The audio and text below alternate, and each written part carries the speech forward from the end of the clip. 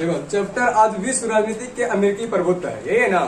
विश्व राजनीति के अमेरिकी प्रभुत्व यानी अमेरिकी का जो प्रभुत्व है उसका लक्षण क्या क्या है, और विश्व में जो राजनीति करता है अमेरिकी यानी अमेरिका देश जो है ना, भारत देश भी बहुत सारा देश है, उसमें जो अमेरिकी देश जो राजनीति करता है उसके बारे में जानेंगे। कहता अमेरिकी जो रहता है वही सबसे आगे रहता है राजनीति करने में। राजनीति क्या करता है यानी कि कहीं भी मारपीट होगा सबसे पहले कौन जाएगा आगे राजनीति करने के लिए? अमेरिका जाएगा। कौन जाएगा? अमेरिका। यानी कि हम लोग का गांव घर में जैसे झगड़ा होता है, जैसे कि मुखिया आगे चल जाता है नहीं जाता है, उसी तरह वहाँ पे सबसे बड़ा यूएनओ यानी कि यूनाइटेड नेशनल ऑर्गेनाइजेशन जो है उसका सदस्य 51 देश। कितना देश है? 51 देश जो है, उसमें से अमेरिका भी शामिल। अमेरिका जब शामिल है ना उसमें से, तो उसमें क्या करता है वो इसका बात कभी कभी नहीं मानता, और क्या करता है कि नई विश्व व्यवस्था का बोझ भी बन जाता है किसी तरह। कारण बस क्या होता है कि वो कभी कभी उसको समझाने के सबसे बेसी बम किसके पास है? अमेरिका के पास। सबसे बेसी हथियार भी किसके पास है? अमेरिका के पास। उस समय सोवियत संघ भी हुआ करता था, जिसको बोलता है आज के रूस में सोवियत संघ, जिसको बोलता है क्या? रूस। क्या बोलता है इसको? अभी के युग में रूस बोला जाता है इसको। अब देखो क्या होता है कि जब अमेरिका प्रभुत्व था, इसका होता था कि इसका कहना है कि सभी देश को स्वतंत्र कर दें, यानी सबको अपने अपने में क्या करा, जो भी अपना अपना कर सकता है, और पूंजीवाद बने। क्या बने? पूंजीवाद। जब अमेरिका का पूंजीवाद बनेगा, प्रभुत्व का लक्षण जो इसका था, पहला था नई विश्व व्यवस्था का बोझ। नई विश्व व्यवस्था का बोझ था, यही क्या करता था? 1991 में खाड़ी युद्ध हुआ था। कौन युद्ध हुआ था? खाड़ी युद्ध। हकीकत में सबसे शक्तिशाली कौन है? अमेरिका ही है। अमेरिका का बहुत सारा लक्षण भी दिया गया है, नई विश्व व्यवस्था का जो बोझ दिया गया, इसमें से कभी कभी क्या होता है, दो देश के बीच में अगर यदि युद्ध हो जाएगा तो उसमें शांत करने के लिए कौन पहुंचेगा?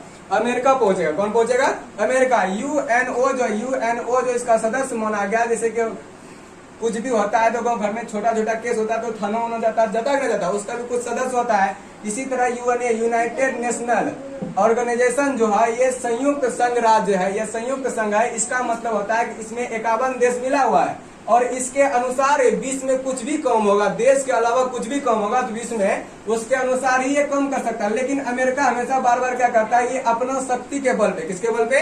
इसके पास बहुत सारा बम है, परमाणु बम है, राफेल है, हथियार सब जो है, ये क्या करता है, इसके अनुसार कार्य करके, और क्या करता है अमेरिका हमेशा बल के अनुसार उसके पीछे क्या हो जाता है? चल जाता है। यानी कि हमेशा क्या करता है, अपने आप से यानी शक्तिशाली समझता है, और क्या करता है, रूस को भी पीछे छोड़ता है। और अपने आप, जैसे कि अभी कुछ दिन पहले यानी कि 1985 में कब हुआ था? 1985 में हो गया था, यानी कि ईरान और तालिबान में युद्ध हुआ था। उसमें क्या किया था अमेरिका ने कि यहाँ जाकर के वहाँ क्या कर दिया था, वहाँ जाकर के डायरेक्ट अपना सैनिक भेज दिया, उसको क्या कर दिया, तुम लोग शांत रहो। अगर ये शांति स्थापित करना चाहता है, शांति हमारे लिए क्या होता है? महत्वपूर्ण रहता है। अगर शांत रहते हैं बहुत कुछ आगे बढ़ता है। पूंजीवाद हमेशा क्या रहना चाहिए? शांति रहना चाहिए। संयुक्त राष्ट्र संघ व्यवस्था का स्वच्छतारी नीति कहता है। संयुक्त राष्ट्र संघ व्यवस्था क्या होता है? इसी को बोला जाता है यूएनओ। क्या बोला जाता है? UNO United National Organization. ये क्या करता है कि संयुक्त राष्ट्र संघ में व्यवस्था में, इसमें अभी बोले थे 51 राज्यों को, 51 देश को जोड़ा गया। कितना देश को जोड़ा गया है? 51 देश को जोड़ा गया है। इसमें से अमेरिका क्या करता है, किसी भी तरह से यानी एक तरीके के संतान, इसका नियम पालन पहले इसको इसका जो भी प्रधानमंत्री होता है, यानी कि कोई भी देश का मंत्री होता है, इसका जो भी बैठक जैसे कि हाई कोर्ट जाएगा तो वकील होता है ना, होता है, इसका दूसरी तरह कुछ होता है। इसमें क्या करता है वो, इसका पूछेगा नहीं पूछेगा, उससे उसको मतलब नहीं। क्या करता है, यहाँ से डायरेक्ट यहाँ कहाँ चल जाता है, उसको क्या करने चल जाता है, वहां पे उसको सल्टाने के लिए चल जाता है। यानी उसको क्या करेगा, हमेशा सोचता। और इसका एक राजनीतिक ये सोचता नहीं है कि कभी भी हमसे क्या करे कोई आगे बढ़े। ये एकदम संपूर्ण तरह से स्वच्छ एकदम देश है, और ये क्या करेगा, हमेशा अपने आप में एक काबिलियत दिखाता रहता है, और ये राजनीतिक हमेशा करते रहता है। कतार दमनकारी कूटनीति का उपयोग, दमनकारी कूटनीति का उपयोग क्या हुआ था, इराक और तवालियत में युद्ध हुआ था। क्या हुआ था, इराक और तवालियत देश का नाम है। जब युद्ध हुआ था क्या हुआ था, इसने दमनकारी कूटनीति क्या किया, इसने से अपना सैनिक सब देश का सैनिक मिलकर के यूएनओ में जो भाग लेगा, सभी देश का सैनिक आता, ठीक है। जब सभी देश का सैनिक आएगा तो उसने क्या करता है कि 75% सैनिक किसका था, अमेरिका का। किसका था, अमेरिका का। जब 75% सैनिक अमेरिका का था, उसमें अमेरिका सैनिक को हैंडल करने के लिए भी होता है। जैसे कि हम लोग का गांव घर में जो पुलिस था, इसको भी दरोगा हैंडल करता है, जहां भेजेगा वहीं करेगा, जहां फायर शूट करने के लिए वहीं करेगा। उसमें 75% तो पहले सैनिक इसी का था, और क्या करता था, आगे चल करके अमेरिकी प्रभुत्व यानी 75% सैनिक में से इसको जो हैंडल करने वाला था, सैनिक को हैंडल करने वाला था, वो भी किसका था? अमेरिका किया था। किसका था? अमेरिका का। जब ये किसी भी तरह से दमनकारी कूटनीति का प्रयोग करता था, यहाँ पे क्या करता? दमनकारी कूटनीति, कोई भी देश के बीच में या युद्ध हुआ, ये जाके वहां पे क्या कर दिया? सबको खत्म कर दिया। यानी कि दूसरे देश को हमेशा अपने से क्या करना चाहता था? पीछे उसको स्वतंत्र छोड़ता था, लेकिन क्या बोलता था? इसका व्यापार करने भी अलग तरीके से है। अगर यदि इससे नहीं खरीदेगा तुरंत गुस्सा आ जाता है। ये थोड़ा सा गुस्सा टाइप का है अमेरिका वाला, और तुरंत ये अभी जैसे कि डोनाल्ड ट्रंप अभी क्या आ गया? हार गया है, तो अब कहता है सर्वसत्तावादी व्यवस्थाओं का व्यवस्था।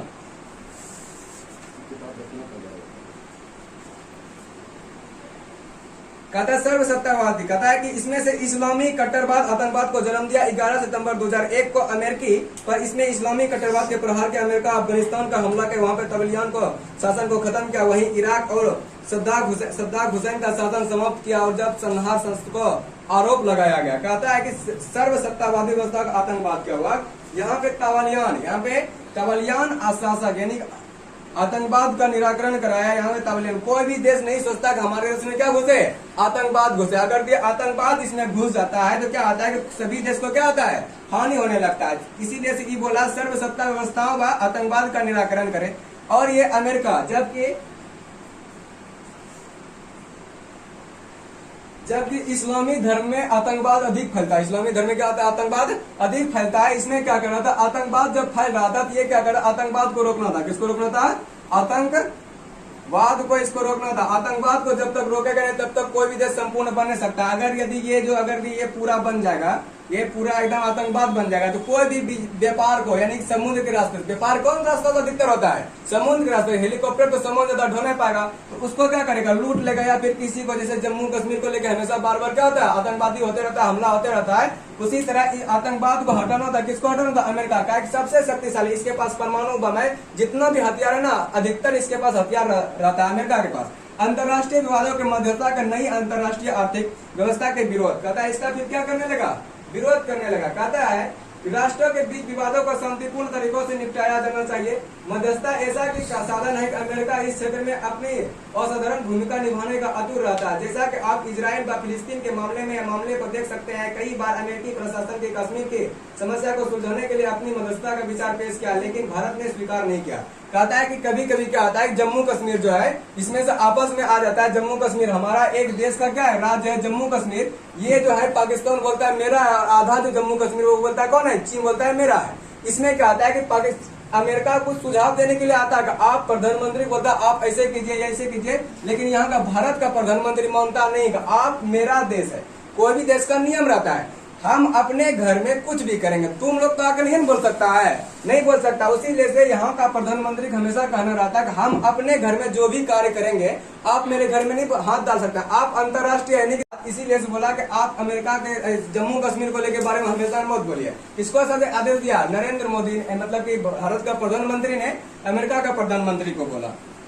आगे कहता है कि अभी हाल में अप्रैल 2017 में भी अमेरिका नेतृत्व का कश्मीर मुद्दे पर भारत पाकिस्तान के मध्य मध्यस्थता की बात की गई, किंतु भारतीय नेतृत्व इसे तुरंत ठुकरा दिया। कहता है कि अमेरिका ने फिर 2017 में, अगस्त 2017 में बोला था कि आप क्या कीजिए कि यहाँ पे आकर के पाकिस्तान में कुछ भाग पाकिस्तान को दे दीजिए, कुछ किसको दे दीजिए, अब अपने पास रख लीजिए। इससे क्या होगा? दोनों देश शांति हो जाएगा। अगर यदि आज हम थोड़ा सा भी जम्मू कश्मीर का भाग पाकिस्तान को देते, उसका मन क्या हो जाएगा? बढ़ जाएगा, वो बोलेगा और लेंगे। तो इससे क्या होगा? अगर ये आपकी बार मन है तो अगला बार फिर बोलेगा माना था, फिर मानेगा। धीरे धीरे करते करते क्या कर लेगा? ज्यादा ही ले लेगा। जब ज्यादा ले लेगा तो क्या हो जाएगा? हमारा कश्मीर यानी कि हमारा जमीन घटते जाएगा। जब घटते जाएगा पाकिस्तान का मन बढ़ जाएगा, जब उसका वो हो जाएगा। तो इसीलिए बोला कि प्रधानमंत्री क्या बोला कि भारत का प्रधानमंत्री बोला आप मेरे हस्तक्षेप, मेरे यानी कि मेरे अंदर में जो मेरा जो उस पे हक मत जताइए। अगला है नई अंतर्राष्ट्रीय आर्थिक व्यवस्था का विरोध, यानी कि नई अंतर्राष्ट्रीय आर्थिक व्यवस्था का विरोध। कहता है कि विश्व के थोड़े से देश बहुत धनी है, जैसे America, Canada, Britain, France, Italy, Germany व जापान। कहता है कि धनी मतलब अमीर होता है, यानी कि अमेरिका है, जापान है, फ्रांस है, ब्रिटेन है, उसके बाद फिर इटली है, जर्मनी, जापान। इन्होंने 1965 में अपना समूह 7G बना लिया, लेकिन निर्धन अब से अविकसित देशों ने इसकी संख्या बढ़ी। 1964 में अपना समूह G77 बना लिया तथा संयुक्त राष्ट्र संघ का महासभा नई अंतर्राष्ट्रीय आर्थिक व्यवस्था को लाने के लिए अभियान चलाया। अमेरिकी इसके परंपरागत सहयोगियों को विरोधी विरोधी रूप के कारण यह अभियान चला सफल नहीं हो सका। कहता है कि जब ये 7 देश यानी कि America, Japan, France, Italy, Japan, ये सब जो देश था ये सब अमीर था, कहता है यानी धनी देश था, इसने अपना अपना हथियार बना लिया। अपना हथियार बनाने के बाद फिर क्या किया, अब जो उसने G7 एक संगठन बना लिया। क्या बना लिया? G7। क्या बना लिया? G7 संगठन बना लिया। यानी वो लोग का कुछ भी नाम हो जाता है, कोई भी संगठन बना उसका नाम देता है। वह 7 देश था, क्या बना दिया? G7। क्या बना दिया? G7। जो अविकसित देश था यानी गरीब देश था, उसने क्या किया? G77 बना लिया। क्या बना लिया? G77 बना लिया। और इस संगठन में क्या होगा, ये सब हार गए। इसका कहना था हम जो बड़े हैं, हम यानी कि विकसित देश हैं, हमसे क्या करो, आप मदद ले सकते हैं। मदद लेने के चक्कर में चाइनीज वाला दिमाग लगा देता था कभी कभी बीच में। अगर यदि आपको कर्जा दिए तो आप क्या कीजिए, ये जमीन हमको लिख दीजिए, जैसे चाइना वाला करता है। अभी पाकिस्तान का कर दिया है, श्रीलंका का कर दिया है। श्रीलंका का जोगर बंदरगाह को बोलता है अब ये मेरा है, तुमको पैसा दिए, कर्जा दिए, दे दो हमको। उसके बाद फिर कहता है कि इंडोनेशिया, मलेशिया, सिंगापुर, इंडोनेशिया बहुत से अल्प विकास और धनी विकसित आश्रित है, जबकि दक्षिण पूर्वी एशिया में छोटे देशों में मलेशिया, सिंगापुर, इंडोनेशिया का वियतनाम अपने बलबूते अपना आर्थिक विकास करके अपने ही क्षेत्र में आर्थिकवाद होने का श्रेय प्राप्त किया। तो 1997 में अमेरिकी पूंजीपतियों ने इन देशों के लगी हुई अपनी पूंजी निकाल ली, जिससे एक झटके में इनके आर्थिक बाधों में स्थिति चरमराई और इन्हें विवश होकर अमेरिकी सहायता का गुहार करना पड़ा। कहता है कि जब देखो क्या हुआ, जब मलेशिया, इंडोनेशिया, सिंगापुर अपनों देश ने अपने पैसा से अपने बल पे सोचा खड़ा होने के लिए, और जो भी सामान उससे आता था अमेरिका भेजता था, वो भी क्या कर लिया।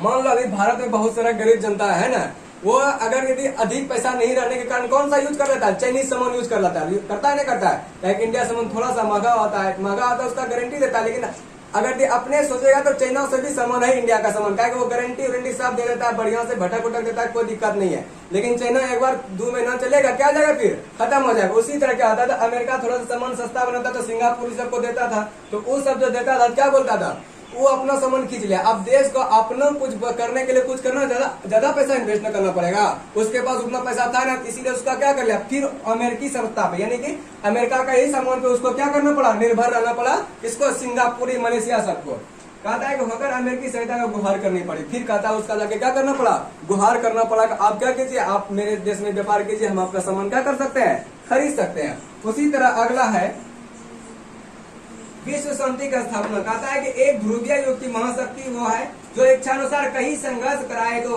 कहीं वह चले हुए संग्राम को रुकवा दे। अमेरिका ने पाकिस्तान के मध्य में तालिबान को सहायता दी, जिन्होंने 1996 में अफगानिस्तान पर कब्जा जमाकर पूरी सोवियत संघ का समर्थन निजामुल्लाह के शासन का अंत किया। लेकिन 11 सितंबर 2001 को दुर्घटना का बदला लेने के लिए उसी शासन को मिटाकर एक तथाकथित लोकप्रिय शासन की स्थापना की। 1949 में नाटो की रचना हुई, जिसकी के ध्येय पश्चात यूरोप के राज्यों को लाल साम्राज्य के विस्तारवादी संकट से बचाना था। शीत युद्ध के समाप्त हो जाने के बाद भी अमेरिका के आग्रह अनुसार संगठन जीवित है। इसके सदस्यों को शांति सहभागी कहा जाता है। इसके माध्यम से अमेरिकी यूरोप देशों को अपना प्रभुत्व बनाए रखना है का शांति स्थापित करने हेतु प्रयोग किया जाना चाहिए। कहता है फिर क्या किया कि जब ये विश्व शांति का स्थापना करने लगा, अपने आप में क्या बोल दिया कि हम विश्व शांति स्थापित करते हैं, आप लोग क्या रहिए, स्वतंत्र रहिए और अपना राजनीति के हिसाब से काम कीजिए। यानी कि कुछ भी काम करेगा उसको पहले पूछ लिया कीजिए कि अमेरिका वाला बोल रहा है कि कुछ भी कीजिए। अगर बड़ा सब काम करता है तो 4 आदमी को जना करके किया जाता है कि ये हम काम कर रहे हैं। अगर अपने आप से करता है तो गलती हो जाएगा, क्या करेगा, फिर वो अपने आप से फिर गलती हो जाएगा, फिर वो सुधारने के लिए उसको दूसरा पैसा जरूरत चाहिए। वही बोला कि इस तरह से क्या किया, अमेरिका जो है ना, जब भी युद्ध करेगा, कहीं भी 2 देश के बीच में युद्ध होगा, आपस में क्या करता है, सबसे पहले कौन पहुंच जाएगा, अमेरिका पहुंच जाता है। क्या करने के लिए, शांति बनाने के लिए। यानी उसके अपने आपस में क्या बनना चाहिए, उसको शांति रखना चाहिए। लेकिन ये अपने आप पे शक्ति के कारण ये करता क्या, यूएनओ को पूछ भी नहीं करता, डायरेक्ट क्या कर देता है, उसको शांत करने के लिए जाता है। यानी कि डायरेक्ट बोलता है अगर शांत नहीं करेगा क्या कर देंगे, बम गिरा देंगे, या फिर बम गिरेगा तो दोनों देश को घटा, इसीलिए क्या जाता है, शांत हो जाता है। इसका कारण ये भी है खाड़ी युद्ध 1991 में हुआ था। इसमें क्या हुआ था कि इसमें भी बहुत सारा ये क्या था कि जब खाड़ी युद्ध हुआ था, ऑपरेशन डेजर्ट स्टॉर्म 27 फरवरी 1991 में हुआ था। तो इसने क्या किया था, खाड़ी युद्ध में जब हुआ था, इसने इसको बोला गया था गेमिंग युद्ध भी। इसको गेमिंग युद्ध इसीलिए बोला था। पहला युद्ध हुआ था खाड़ी युद्ध, जिसको कि लाइव टेलीकास्ट यानी टीवी पर दिखाया गया था और गेम की तरह। इसने क्या किया था, यहाँ पे 6,60,000 सैनिक पूरे विश्व से किया था। यानी कि 6,60,000 10 लाख हो गया ना। अब 6,60,000 जो किया था सैनिक, उसमें से 75% कितना फीसद? 75% इसका सैनिक, यानी कि 100 में 75 सैनिक किसका था? अमेरिका वाला का था। अमेरिका वाला जो बोलता था वही होता था।